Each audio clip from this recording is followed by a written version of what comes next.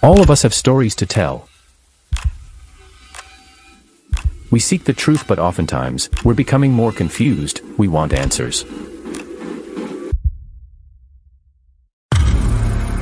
Stories of the unknown, the dark, and the weird.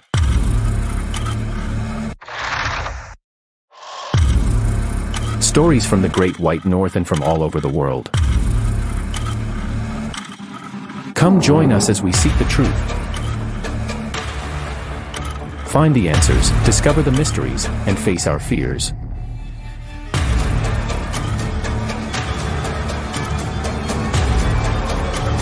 This is The Stories Canada Podcast. Listen now for free. Episodes now available to Spotify, Apple Podcasts, Stitcher, Google Podcasts, and wherever you listen to your podcast. Hello? Hello? Podcast Network Asia.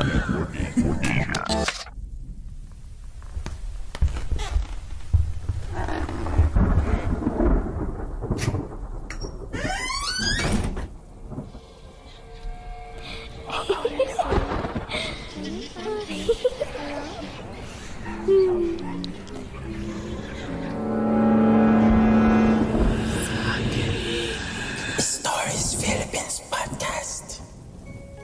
Mag-alas 12 na ng hating gabi.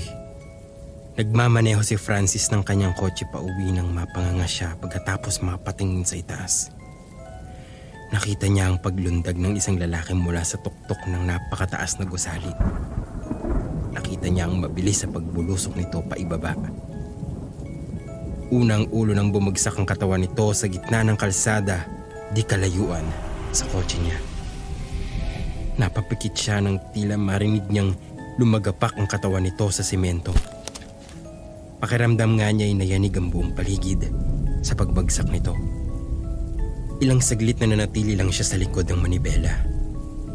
Nakatulala sa bangkay ng lalaki na nakahandusay sa gitna ng kalye. Bago siya mahimasmasan at bumaba ng kotse, nilapitan niya ang bangkay ng lalaki. Nakapagtatakang walang umaagos na dugo mula rito, gayong nabiyak ang ulo nito at nawasak ang mukha. Ni gabatak ng dugo ay wala siyang nakita. Napaatras siya nang makitang gumalaw ang isang kamay nito. Pagkatapos ay umungol. Buhay pa? Hindi makapaniwalang sambit niya sa sarili. Buhay pa nga ang lalaki dahil nagpatuloy ito sa pagungol. Nagpatuloy rin sa paggalaw ang kanang kamay nito. Nanginginig ang mga daliri. Nakausli ang buto nito sa kaliwang braso. Dahil sa pagkagulantang niya sa patuloy na paghinga ng lalaki, saglit na nablangko siya kung ano ang gagawin niya rito. Hindi niya maintindihan kung paano nito nagagawang huminga. Kinapaan niya ang kanyang cellphone sa bulsa.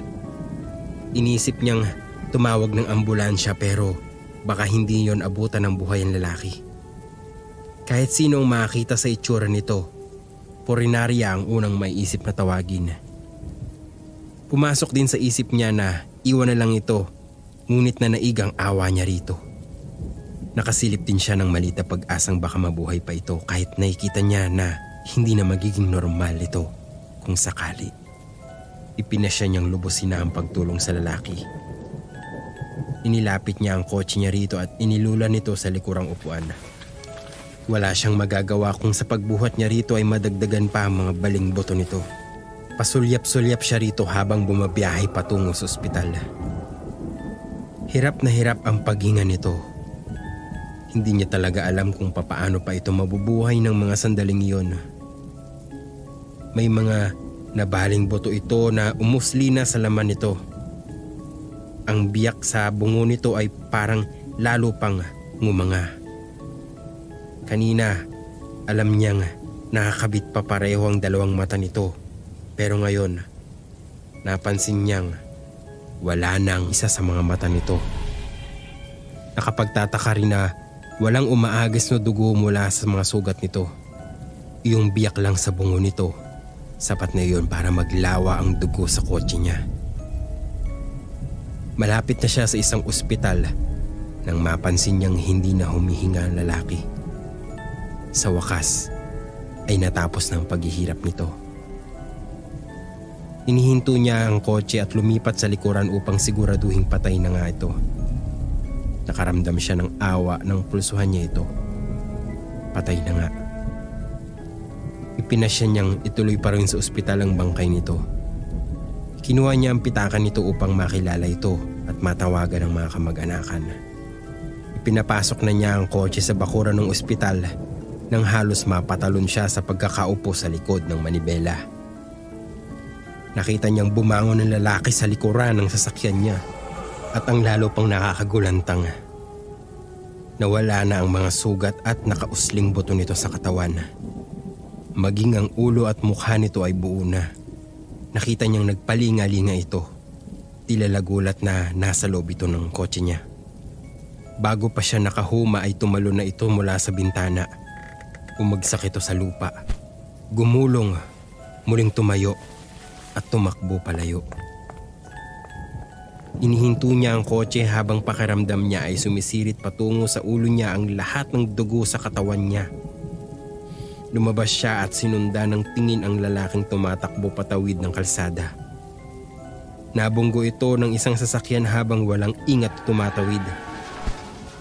Tumalsik ito at muling bumagsak sa semento. Nauna ang ulo. Gumulong. Pero muling tumayo at parang walang nangyaring kumaripas uli ng takbo. Kinailangan pa niyang ipilig ng sunod-sunod ang ulo niya para mahimasmasan. Putya, nasambit niya sa sarili. Sigurado siyang patay na ang lalaki kaninang pulsuhan niya ito. Paulit-ulit pa niya itong pinulsuhan kahit alam niyang hindi na kailangan iyon dahil sinong taong nasa matinong pag-iisip ang pupulsuhan pa ang isang taong nabiyak ang bungo? Hindi niya kailanman inisip na darating ang ganoong klase ng kababalagan sa kanya. Ang muling pagkakaayos ng mga boto nito, nakatulong na hindi lang siyang nakita sa nangyari dahil may mga tao sa paligid niya na nagtatakang nakatingin pa rin sa direksyong tinungo ng lalaki. Maging ang nagmamaneho ng sasakyang nakabunggo rito ay lumabas ang sasakyan at parang hindi pa rin makapaniwala sa nangyari.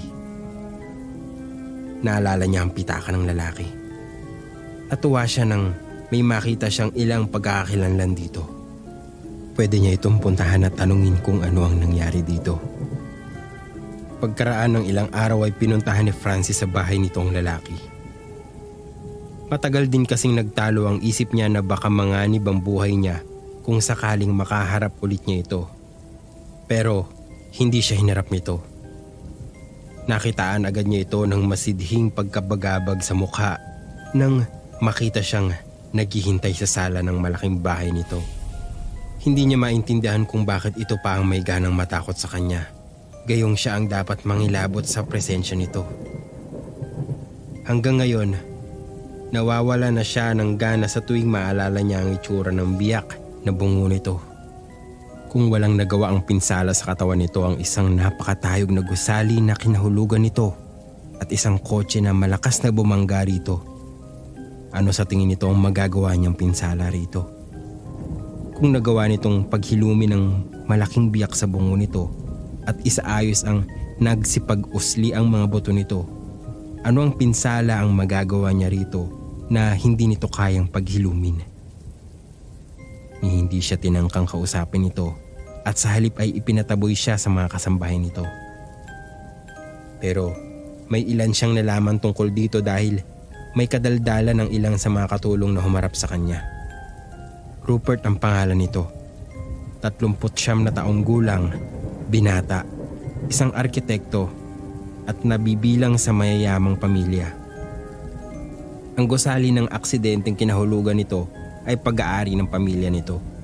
Hinihintay niyang may mabanggit ang mga katulong tungkol sa tila kawalan nito ng kakayahang mamatay, pero wala siyang narinig. Parang ang pagkakilala ng mga katulong nito kay Rupert ay ordinaryong tao lang. Pero hindi niya agad nilubayan si Rupert. Sinubaybayan niya ito ng mga sumunod na araw.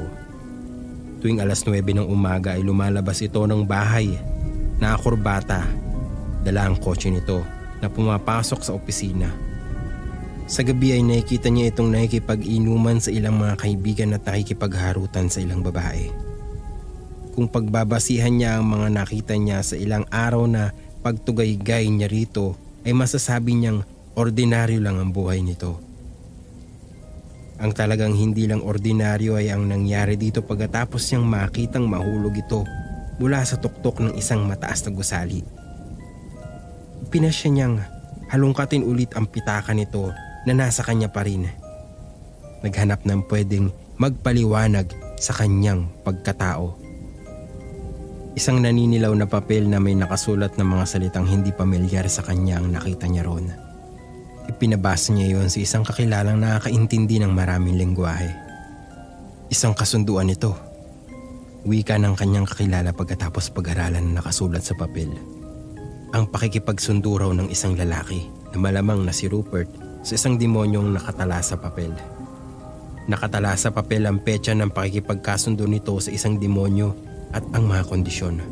Bibigyan ng demonyo si Rupert ng buhay na hindi tumatanda at namamatay, kapalit ng kaluluwa ng magiging unang anak, unang apo at unang anak ng unang apo nito.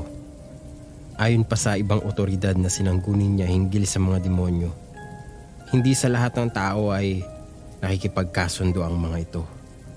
Unang-una raw, kailangan daw na may masidhi munang hinahangad ang isang tao na tanging ang Diyos o ang mga demonyo lang ang makapagbibigay.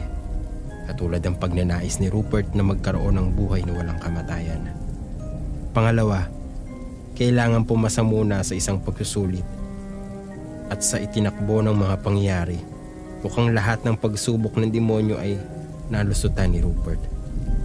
Isa rin daw sa pinakaayaw ng isang demonyo ay ang may makaalam na ibang tao sa naging pakikipagkasundo nito sa isang tao.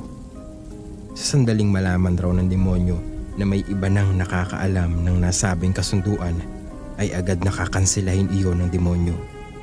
Ibig sabihin, babawiin ng demonyo ang anumang na ipagkaloob nito sa taong kinasundo nito. Kapag sinunog daw niya ang papel na naglalaman ng kontrata sa demonyo, agad na malalaman ng demonyo na may ibang nakakaalam ng kasunduan nito sa taong tinutukoy sa papel. Ang inosenteng kaluluwa ng magiging unang anak, unang apo, at ang anak ng unang apo ni Rupert ang nasa isip ni Francis nang sindihan niya ang papel na kinaroroonan ng kasunduan. Agad na nagliyab yun. Malit lang papel, ngunit napakalaking usok ang nalikha mula sa apoy niyon. At mula sa usok na iyon ay nabuo ang isang imahe ng isang demonyo na agad ding naglaho pagkaraang matupok ng husto ang papel. Isang gabi ay nagmamanehong pauwi si Francis nang bigla siyang harangin at pahintuin ng isa pang kotse. Mula roon ay bumaba si Rupert. Baka saan niyo ang galit. Naalarma agad siya nang makitang may bit-bit itong isang baseball bat. Agad na binasag nitong bintana sa tabi niya. Pinandar niya ang kotse pero sa katarantahan ay biglang napasibad niya iyon at malakas na humampas sa nakaharang na kotse ni Rupert. Nahilo siya nang tumama sa manibela ang kanyang ulo. Nakapasok sa kotse niya si Rupert. Agad siya nitong pinitsirahan. Ano ang alam mo tungkol sa akin? Pasigaw na tanong nito. Nanilisik ang namumulang mga mata nito at nagngangalit ang mga ugat sa liig. Hindi ko alam sinasabi mo, sagot niya. Sinuntok siya nito sa muka. Sinungaling! Alam kong sinusubaybayan mo ang mga galaw ko. Hinila siya nito palabas ng kanyang kotse at pinaghampas siya ng dala nito. Nangihina at nanghihilo pa rin siya, kaya wala siyang nagawa kundi salagi ng mga palo nito at mapapagkit na lamang sa sakit. Sandaling oras lang ay alam niyang mapapatay siya nito. Naramdaman na niya ang pagkabali ng buto sa braso niya. Kapag nabasag nito ang bungo niya, wala siyang kapangyarihan upang paghilumin agad iyon. Wala siyang balak makipagkasundo sa isang demonyo kahit may lumitaw sa harapan nila ng mga sandaling iyon na may dalang kontrata. Sa Diyos siya tumawag. Hanggang sagutin ang mga panalangin niya. Isang sasakyan ng mga pulis ang huminto sa may di kalayuan. Mula roon ay bumaba ang 2 unipormadong pulis na may dalang baril. Ngunit mukhang walang balak si Rupert na lubayan siya. Patuloy ang paghampas ito sa kanya kahit nagpaputok na paitaas ang isa sa mga pulis. Hanggang sa ito na ang paputukan ng mga pulis. 4 na magkakasunod na putok ang sinalo ng katawan nito. Dugo ang bumagsak ito sa tabi niya. Tinangka nitong bumangon din kaagad pero muli lang itong napasubsob. Hinagkis ulit siya nito ng nanlilisik na tingin bago tuluyan ng nalagutan ng hininga. Bumangon siya at hinintay na muling dumilat ito. Pero hindi na nito nagawa hanggang sa dalhin ito sa morgue.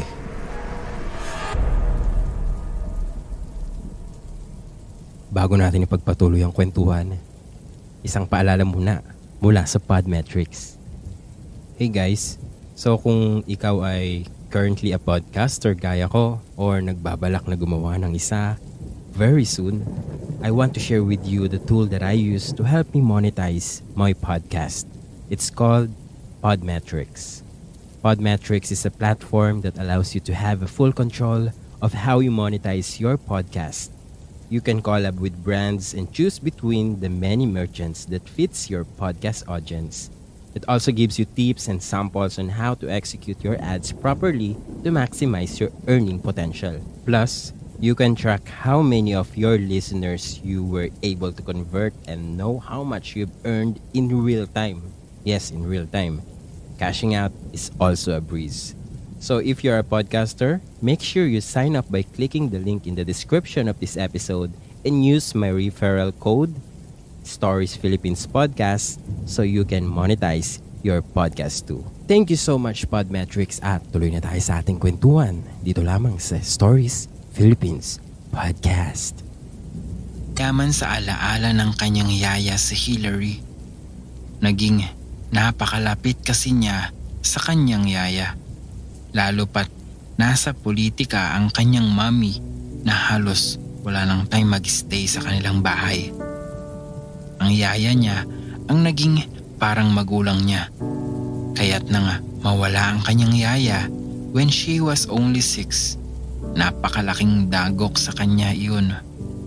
May isang karanasan siyang hindi malilimutan after her yaya died. This is Yaya's Lullaby. Stories Philippines Podcast. Hindi maganda ang naging pagkamatay ng yaya. Namatay siya sa pagtatanggol sa akin. On our way to school, there was this man daw na kikidnapin yata ako. Pero nanlaban ng yaya. Pinagsasaksak siya ng salarin. I didn't see much dahil may kumuha sa akin na isang concern na ale. Tinakpan niya ang mga mata ko para hindi ko makita yung blood. Then, she screamed for help. Noon nagtatakbo ang salarin at nakatakas. Pero hindi na namin naisalba ang buhay ni Yaya Carol. Namatay din siya agad.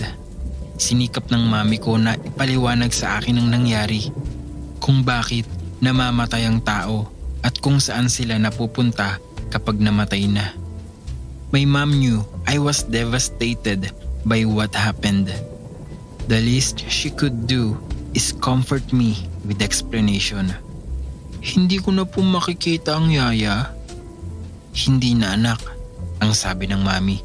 Pero sa memories mo, she will always stay. Nasaan na si yaya? She's in heaven now with God. Dadating ang time na magkakasama-sama rin tayong lahat. Niyakap ko ang mami. Ang hirap tanggapin na wala na si yaya. Pero naiintindihan ko naman ang paliwanag ng mami. Sa bahay nila sa probinsya, ibinuro lang mga labi ni Yaya Carol. Hindi na ako pinahintulutang makapunta doon. Baka raw lalo akong matroma. Pero that night, bago ilibing kinabukasan ng Yaya Carol, mayroon akong naranasan na hindi ko maipaliwanag. Habang nasa kama ako at nakahiga, trying very hard to adjust nang walang Yaya Carol na katabi para tapikin ako hanggang makatulog, mayroon akong narinig. It was a lullaby, a familiar chant na madalas iham sa akin ng Yaya Carol sa tuwing pinapatulog niya ako. Na na na na na na na na. Tumingin ako sa paligid at waring nahagip ng aking paningin ang isang anino. Hindi ako maaaring magkamali. Anino iyon ni Yaya Carol. Kinilabutan na lang ako at bigla akong bumangon. Dali-dali akong nagtungo sa kwarto ng mami ko. Iyak ako ng iyak. Mami, si Yaya Carol. Then, another incident. Mga after a week matapos maidibing ang Yaya Carol. Naglalaro ako noon sa loob ng kwarto ko. Hilig kong laruin ang luto-lutuan. Ginagawa ko ang madalas gawin ni Yaya na kunwari naghahanda ako ng mga putahing masasarap. Then, bigla akong nagitla nang makita kong lumulutang ang laruang sandok at kalan. Lumulutang sa hangin na wala namang humahawak. Muli, ikinuwento ko sa mami ang nangyari sa akin. Dito na siya nag-alala ng lubos. Pinatawas niya ako sa kakilalang gumagawa ng gayon. Ayon sa magtatawas, binabantayan daw ako ni Yaya Carol. Pero hindi daw kami dapat mag-alala ng mami dahil good spirit si Yaya Carol. At hangad lang niya na mabantayan pa rin ako despite na wala na siya. Kung minsan, hirap ang mga kaluluwang mawala na palayain ang kanilang mga gawain, lalo na ang gawain ito ay alang-alang sa kanilang minamahal. Gayunpaman, nais ng mami na lumaki ako ng normal at maayos. Nagpatawag siya ng pari at pinadasalan ng buong bahay namin. Nagdasal din kami ng mami na sana patahimikan na lang kami ni Yaya Carol. Bagamat na-appreciate namin ang kabutihan niyang ginawa sa akin nung nabubuhay pa ito, kailangan pa ring tanggapin ang katotohanan hanggang doon na lamang ang kanyang pagsasilbi. She did enough and we love her for that. Naramdaman ko habang nagdadasal kami ng mami na parang humangin ng malakas. After that prayer, hindi na muling nagparamdam ang Yaya Carol. Hanggang sa mga sandaling ito, hindi ako umapalyang dalawin ang puntod ni Yaya Carol sa tuwing sumasapit ang aking kaarawan. Parati kong sinasabi sa kanyang puntod na utang ko sa kanya ang bawat birthday ng aking buhay. Wakas. So guys, thank you so much sa pakikinig dito sa ating series ng mga kaluluwang ligaw. And of course, nais kong pasalamatan yung author ng book na ito na si RM Custodio. And as a bonus content, kung hanggang ngayon ay nakikinig ka pa rin, syempre, you are so blessed o maswerte ka dahil ito, maririnig mo yung mga personal encounters ng ating author na si RM Custodio. Personal encounters. I myself have a story to share. Nangyari ito while I was researching for this compilation. I received an email from a friend telling me na mayroon daw haunted apartment somewhere in Project 7, Quezon City na kailangan ko raw mapuntahan. Marami raw ghost stories na maishishare sa akin ng may-ari ng naturang apartment. Stories from her former tenants na nag-share sa kanya ng mga ghost encounters sa bahay na yon. So I went with my friend Donna sa naturang lugar. My friend Donna is a psychic herself. May third eye siya at ayon sa kanya, madali nga siyang makakita ng mga multo anywhere she goes. Nang marating namin ang naturang apartment, hindi mo iisiping haunted iyon.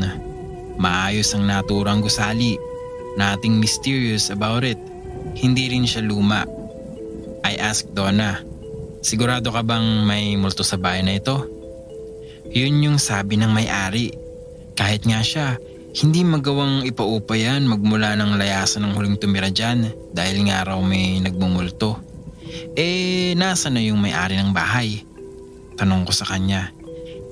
Sabi niya, dito raw niya tayo imimit sa tapat. Baka naman nasa loob na siya, ang sabi ko. Nag-doorbell ako. Wala kaming narinig. Hindi kami sure kung gumagana pa yung doorbell na yon. Just the same, nagpatuloy ako sa pagpindot ng doorbell. Then suddenly, biglang bumukas yung pinto. Natuwa ako dahil ang bungakala ko yung may-ari ng apartment na ang lalabas ng pinto. Pero isang bola ang lumabas doon. Bola ng basketball. Gumulong ang bola papuntang malapit sa gate. Maya-maya pa'y bumukas uli ang pinto. Ang lumabas naman ay batang lalaki. Tumakbo ang batang lalaki na nasa 4 or 5 years old siguro. Naka-short siya ng kaki at nakasando shirt na pula. Tumakbo siya papunta sa bola at pinulit iyon. "Bata, sandali!" Sigaw ko. Pero hindi niya kami pinansin. Nagtatakbo siya pabalik ng bahay. Napatingin ako kay Donna. Nakatulala siya. "Oh, bakit?" ang tanong ko. "Maraming kaluluwa sa bahay na ito, ha?" Nakatingin sila sa atin. Nakasilip sila sa bintana. Kinilabutan ako. "Tara na muna. Hindi ko gusto ang nararamdaman ko." Ang yaya ni Donna. Kaagad naman akong sumunod sa kanya. Bumalik kami sa nakaparadang kotse. "Nakita mo yung bata?" ang tanong ko. "Oo." "Multo rin siya?" "Oo." "Grabe, parang totoo." Ganoon kalakas ang manifestations ng mga kaluluwa sa bahay na iyon. Maya-maya'y may kumatok sa bintana ng kotse. Nagulat kami ni Donna. Nakangiti sa amin ang isang babae. Nasa early 50s na ito. "Mrs. Doctolero," ang bulala si Donna. Bumaba kami ng kotse. Ipinakilala ko ni Donna sa may-ari ng naturang haunted apartment. Naibahagi din namin sa kanya ang aming karanasan. "Tara, balik tayo sa apartment," ang pagyayaya ni Donna. Pagbalik namin sa tapat ng apartment, siya kami ni Donna. Lumang-luma na iyon at marumi. Ibang-iba sa apartment na una naming nakita. "Sure ba kayo na ito yung pinuntahan ninyo kanina?" ang tanong ni Mrs. Doctolero. "Oo, sure kami," ang mungkahi namin ni Donna. "Ito nga." Marami pang ibinahagi sa amin si Mrs. Doctolero patungkol sa mga ghost manifestations sa bahay na iyon. Wakas. Kung may mga kwento ka namang nais ibahagi sa amin, mangyari lamang na makipag-ugnayan sa aming mga social media accounts o bisitahin ang aming website para malaman ang mga paraan kung papaano ka makapagpapadala ng mga kwento. Lahat ng link na nabanggit sa episode na ito ay makikita sa ating show notes. Muli, maraming salamat sa pakikinig at hanggang dito na lamang. Hanggang sa susunod na kwentuhan natin, dito lamang sa